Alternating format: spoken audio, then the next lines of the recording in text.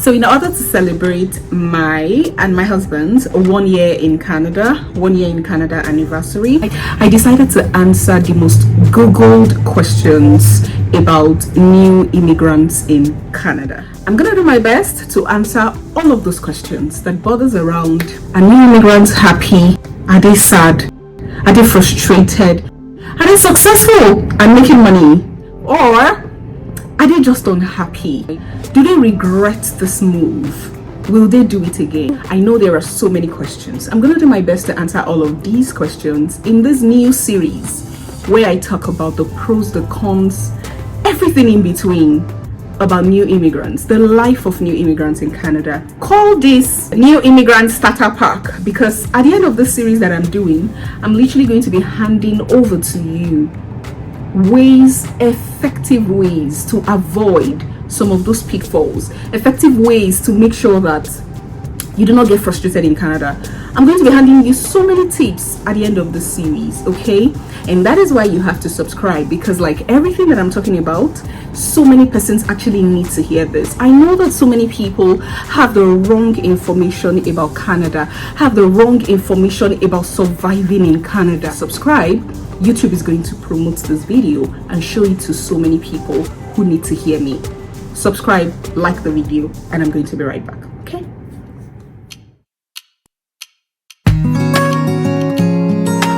very high-level overview of some of the issues that I saw in my research would be how to get affordable housing in Canada, how to find a job as a new immigrant, how to deal with discrimination in Canada, how to integrate better in the society, mental health issues, how to raise a kid, how to overcome loneliness. Oh my God, all the young people in the house, a whole lot of other issues. In today's video, I'm gonna start with affordable housing just because I have just done a video of my house tour, 2-bedroom apartments that we got downtown Calgary for $1,500. And the response to that video has been incredible, but also heartbreaking at the same time, because like so many people told me how they're only able to get basements, or like they're only finding 1-bedroom for as high as 1,800 Canadian dollars. And yeah, there is a serious housing crisis in Canada, and I thought to start with that. I'm going to talk about affordable housing today, and in the next video I'm going to talk about everything related to jobs. I'm going to break that video down to the teeth, okay, about how to find a job as a new immigrant. But let's start with affordable housing. Is there a housing problem in Canada? Yes, actually there is. And I think it's something about the gatekeepers, because the rate at which houses are being built, homes are being built, is not in any way proportional to the rate at which new immigrants are coming into the country. New immigrants are coming into this country in record number, and now that Calgary, for example, has become a choice destination for new immigrants, there's like so much influx of people. Even though interest rates are rising, the housing prices is still going up. It is such an unbelievable time for builders. They are excited at the fact that the demand for housing keeps rising, and so prices are skyrocketing. If prices are skyrocketing for built homes, so also are prices skyrocketing for rentals, and that is where the major problem is. However, there's a way around it. Very first thing I'd like to say is you need to target older model buildings, older model apartments, older houses, because the more you target newer houses that have been built, say in the last 3 years, you will see that you have to compete and you have to deal with this issue of housing prices, because nobody's going to rent. They're basically going to rent at the rate the market is going right now. But if you choose an older house, even if they want to increase the prices, it will never meet up or match up with houses that are fairly newly built, okay? So target older model buildings. Number 2 recommendation, speak with someone. And at this point, I think I really want to talk to people who have been in Canada already. You know that thing they always say about being your brother's keeper? People are going through so much. Here's my recommendation. The next time somebody drops on a group that you belong and the person says, guys, please help me, I'm looking for an apartment, you know what your response can be? Reach out to your own property manager and just tell them if you are renting. Obviously, if you live in your house, I know that it doesn't really concern you. If you live in your home, it might not really concern you. But what you can do, you still have the phone number of the property manager. Just reach out to them and say, I just want to ask if you have any apartment free.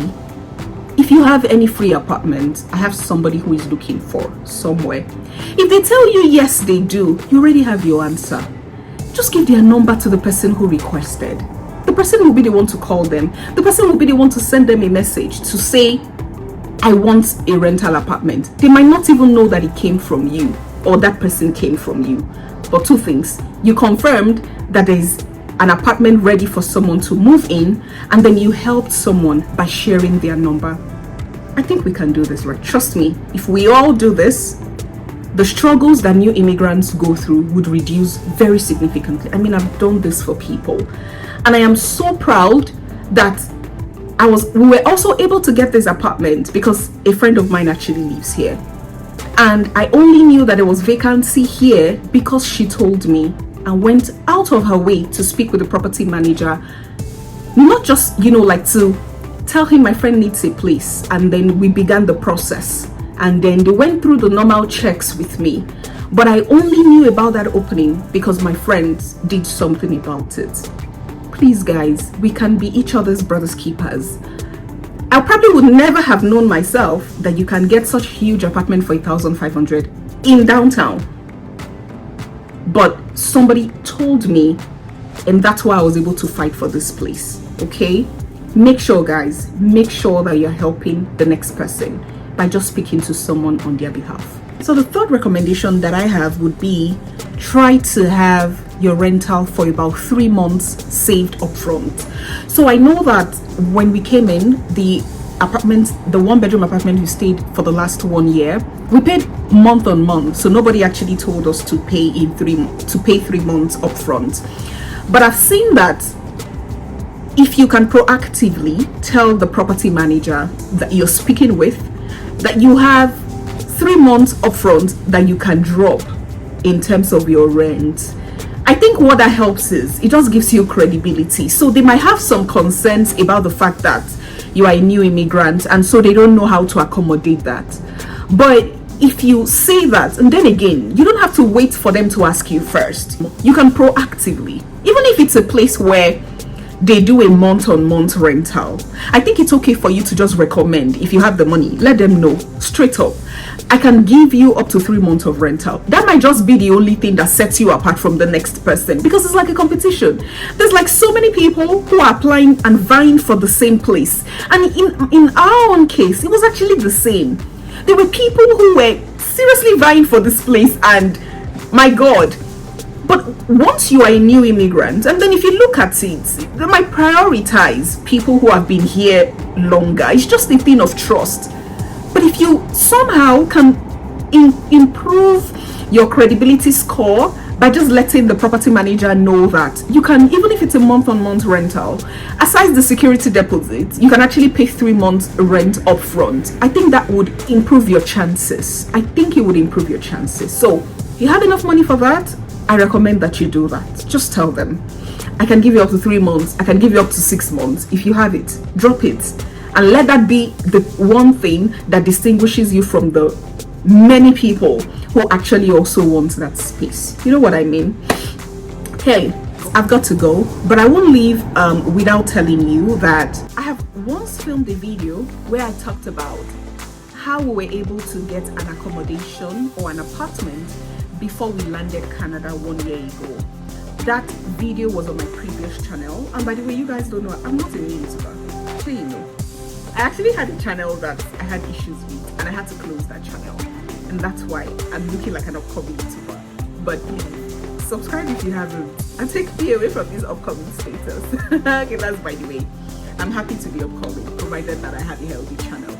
Now, I'll say, I have filmed that video telling you about how I worked with Facebook Marketplace and a lot of things I did in order to get an apartment before we landed. Now, these will be relevant for people who have not landed yet, or people who have been looking for apartments. I think 1, 2, 3 some tips that I shared in that video will definitely help you. I'm going to re-upload that video in a few days, just like I re-uploaded our PR story. Oh, you guys go watch our PR story if you haven't, okay? Sweet story. I'm going to re-upload that video where I talked about how we got an accommodation before we landed. Please watch, and I'm wishing you all the best with this housing crisis in Canada and with these apartment issues that so many new immigrants are going through. Try some of the things I recommended and you will see that you're going to get some results, okay? I wish you guys the very, very best. In the next video, like I said, I'm going to be talking all things jobs. I'm going to sit here and I'm going to tell you, are there jobs in Canada? And I'll tell you the best, most effective alternative that people don't really look at, ways of actually getting a job in Canada. I'm going to be speaking with people who are looking for jobs, but I am definitely also going to be speaking with people who are not looking for jobs and have been in Canada for a while, okay? I'm looking forward to that video myself, okay? And then I'm going to talk about those whose professions are regulated. I'm going to talk about, do you have to do minimum wage jobs and all of that. Look forward to that video. I am looking forward to it. I hope you are as well. I'm going to catch you guys on the next episode of Session with Ella. Thank you so much, everyone, for sticking with me. I love you so much.